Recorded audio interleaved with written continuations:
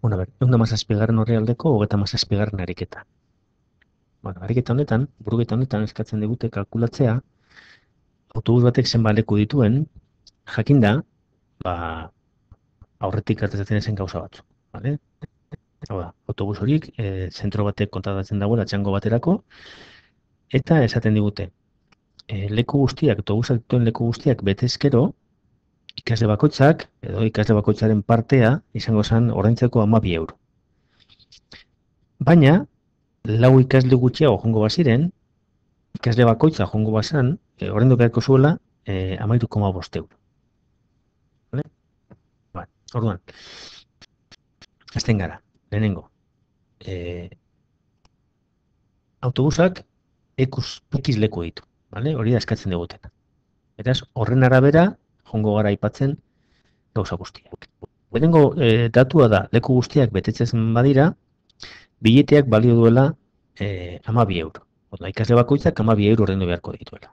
Hau da, autobus osoa balioko dau, X ikasle joango direnez, leku guztiak beteta, behidera 12 X euro. Vale? Gero, esaten digute, baina lau leku utzi geratzen badira, ikasle bakoitzak ordaindu behar izango dau 13,5 euro. Orduan, holanik bada, kasu honetan, X-ken lau ikasle joango dira, eta ikasle bakoitzak 13,5 euro ordaintzen baditu, 13,5 bider X-ken lau. Hori izango za, autobusaren kostua. Argi dago, kasu bietan kostu bardina izan behar dela. Orduan, kantieti bardina ordaindu behar dugunez, bardinketa egiten dugu eta ekuazioa planteatzen. Hau da, 12X berdin 13,5 bider X-ken lau.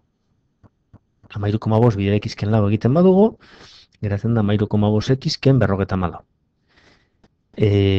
Minus 13,5 X alde bietan egiten badugu, alde batean desagertzen dira eta beste batean agertzen daulanik, minus 1,5 X berdin minus 54, eta ekuazio osoa bider minus 1,5 eginez, zertarako hemen X bakarrik eratzeko, geratzen da X berdin 36 dela. Hau da, 36 leku daukola autobusak.